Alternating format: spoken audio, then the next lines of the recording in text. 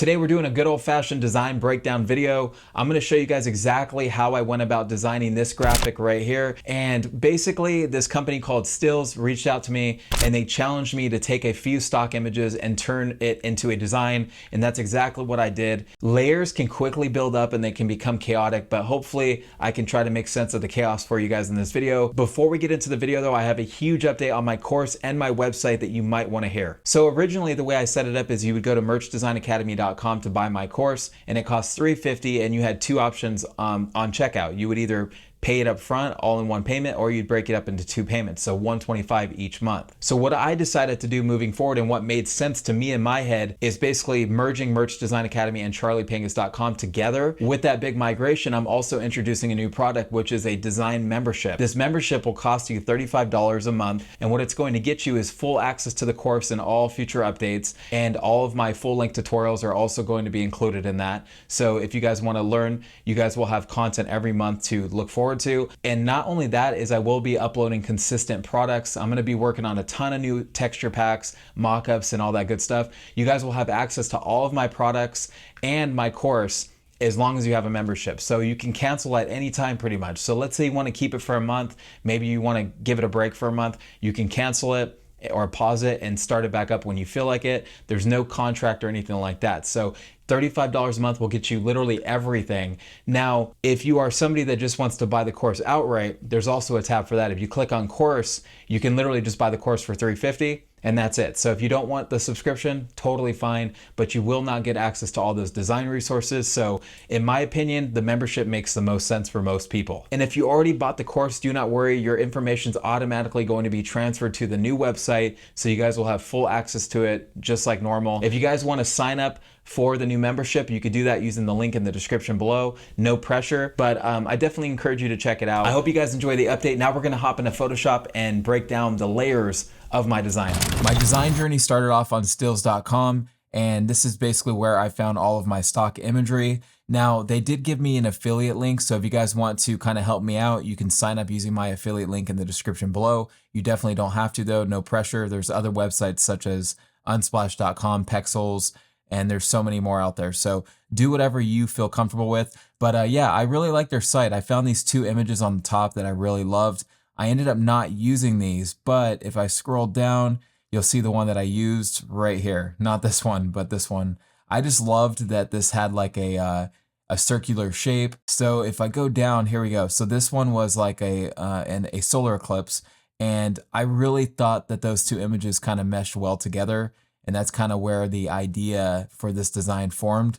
And then at the bottom here, there's a castle. I ended up masking out this girl. We'll get into that. And then I just kept kind of the castle in the sky.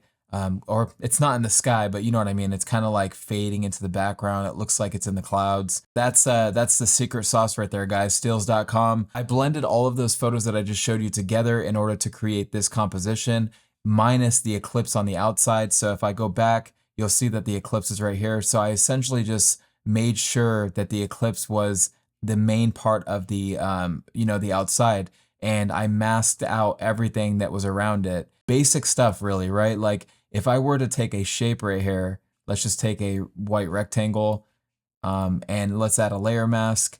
And if I took a soft round brush, not a pencil, a soft round brush, and I start painting the top with black, that will delete it. You could see that it blends, right? So that's basically the premise here. And if I take another color, let's just make this one like, I don't know, let's go this like peach color. There you go, see? I use this exact technique to composite all of my designs pretty much. And if you look at this, you can see that, each element was blended together, again, using a layer mask. That's literally all I do.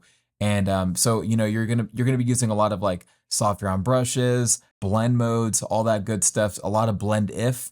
And if you don't know what that is, then you definitely need to. If I were to click on the FX menu, you can go to blending options. It's going to be found at the very bottom here where it says blend if.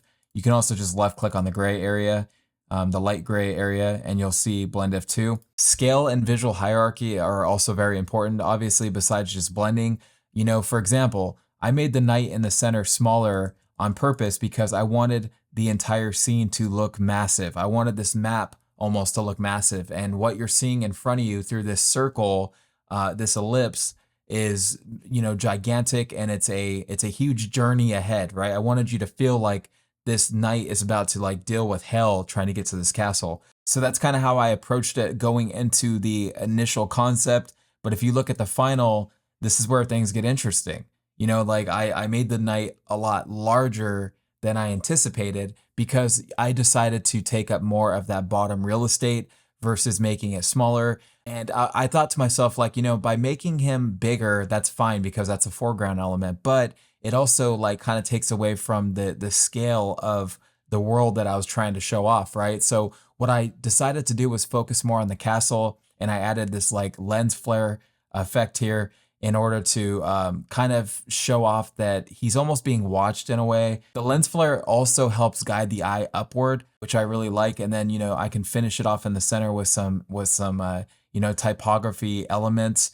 And this says your pain ahead will not be your last. I made that up on the spot. And then at the very top, we're gonna have a gradient map, and this kind of ties it all together. You know, like this is actually what it looked like, and it looks kind of cool. I'm not gonna lie. Like there's a couple things I can do, like I can add more contrast to it, make the darks darker, and really bring out those details. But I opted to use a gradient map to do that. As you can see, we have the darks on the left, we have the mid-tone range right here, and then we have the highlights finally on the right side. Now you can reverse this if you wanted to, but this worked very well for this photo. And if you guys want to copy the code, here's the exact color that I used, and here's the like the tealish color, and then we got obviously just white. So nothing fancy there. I believe black is just pure black. Yeah, I wanted those shadows to be really crunchy, so I could have brought that up a little bit. And as you can see, it makes it look a little bit more faded, which actually doesn't look bad. But then you get this like weird bleed on the outside. Let me click OK and show you what I'm saying. See, I didn't want that. You can just see the grays kind of peeking through. So I opted to just keep it pure black. And let's go ahead and toggle that off, and let's move down the list. So now we have a lot of our tonal range adjustments. So if you look at this, this is just a curve adjustment, and look at it without it. It's actually kind of crazy. So let's click on that. And you can see I did like a traditional S curve that you would see in photography. And you know, the thing is, like, you can also use this to get rid of that gray that we just talked about. So just by, you know, making that small adjustment, you can see that that gray starts to sort of disappear. It's kind of crazy how subtle it is, because like the naked eye probably won't see that. See, that little change just brought out even more vibrancy and also helped get rid of that edge bleed. And then this is the text layer. As you can see, there's like, you know, multiple layers to it. So we can get rid of this. So it's only on one layer. I wish I would have kept my layers with my text elements, but essentially what I used is the smudge tool. And then I also used liquify. I'm gonna toggle off this next layer and tell me what you guys notice. If you hide it, you'll see that the lightning sort of just disappears into the background. If I toggle it back on, you can see that it kind of is a little bit more pronounced. I did that on purpose because I wanted, I just wanted the lightning to show up, you know? I didn't want it to just fade into the background too much because we already have a lot of that going on down here, which I'm okay with. But up here, I just wanted to show a little bit more details where the castle grounds are, and I wanted it to kind of peek through a little bit more. So just by adding this little dark spot, I was able to accomplish that. And then below this, you have the actual text layers, and this is what it looked like before, just so you guys can see that, you know, there's a lot going into it. Basically, the way this worked is I just used drop shadows. That's literally all I had to do. So if I hide this one, you can see that there's nothing left. It basically disappears. So there's essentially no fill and just a drop shadow, and that's how I accomplished that look. Now, what I would do if I was you guys and I wanted to add that like sort of fade effect, you could duplicate this, convert it to a smart object. Check this out. So hide this layer, duplicate it again, just so you have like a backup, right? And actually we can rasterize these, at least the bottom one. And then from here, I would take the smudge tool and just sort of smudge it a little bit at a time. Don't go too crazy though, because it will look weird, you know, or you could just do it to the main layer here and then just kind of build it up that way. But that's pretty much how I approached it, which is kind of unconventional. A lot of people would just go straight to liquify and do it this way, but I actually like the smudge tool and I started using it a little bit more recently. So the lens flare is actually just a basic brush that I found online. I think I found it on brusheezy.com and I installed it, and let me show you guys what it looks like. Hold on one second. There it is. Well, there's one of them. There's several of them in this pack. But yeah, I did a quick Google search and I was just kind of having fun trying to find some new brushes, and I came across this one. And you want to make sure your opacity is at 100% when you're applying these, but they are super powerful, as you can see. Like, you know what? It actually looks really good in the center here. I should have actually done that for the final, but it's okay. I would say the most important part of this entire composition is the eclipse, because without it, it's just boring. As you can see, this really ties it all together. So, you know, with this eclipse, I changed the blend mode to screen, and then I just did some masking, as you can see. And for the night, I ended up making a selection around him and isolating him on a different layer so I can add something called an inner glow, which is under our layer styles. So if I toggle this off, you'll see that he sort of just blends in too much. Like, there's no depth. So a clever little trick is just adding an inner shadow, and that creates like a natural rim light, which is really nice. It kind of complements the brightness that we see in the background. If there was a light in front of the night, you would see that cast, right? You would see that sort of glow, if you will. The only thing that was like kind of tricky here is like there was no noise, so it just didn't blend very good. So I ended up adding a little bit of noise within the inner glow menu, and that helped blend it all together very nicely. A lot of the times I use the camera raw to like add a little bit of clarity or grain, but yeah, with this one, I'm not seeing exactly what I did here. I'm pretty sure I used it for clarity. Let me see. Let's go to detail. Yeah, I literally can't remember. Okay, so I used it for clarity. That's it. So if I take this down, you can see that it softens it up, which is actually probably better, to be honest. I kind of went a little crazy with it. Like, honestly, like when you look at the layers by themselves, they're really ugly. They're not that great. And that kind of just goes to show you the power of composition or compositing. The cool thing about this design is it already had a lot of texture. So all I had to do is basically add some effects, and it already worked out for me.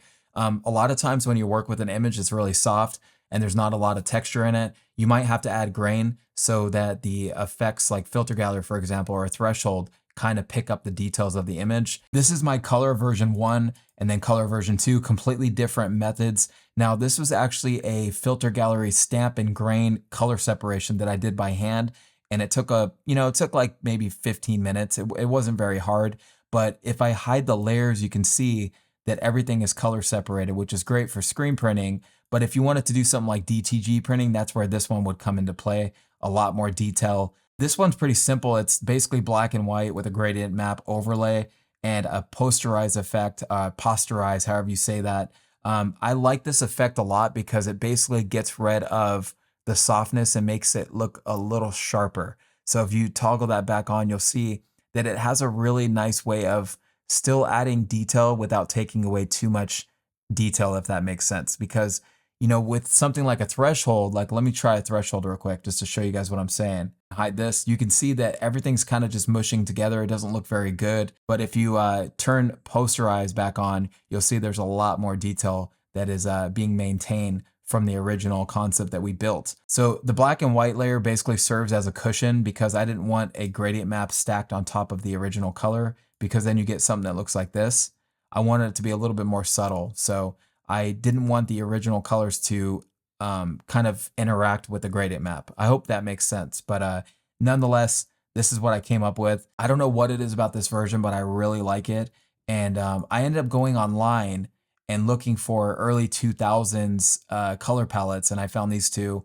And I think I ended up going with this one on the right here. So anyway, that's kind of how I approach the colors. And the good thing about color version 2 is all of the colors are on their own layer. So I can literally just click on the color overlay and change it on the fly, which is really nice. Don't forget, you guys can go to charliepangus.com right now and click become a member and get access to all of my top selling products, as well as my mastering merch design course. I'm already working on brand new products that I'm going to be adding to the website every single month, as well as new course material. So I can assure you, you guys will not be disappointed.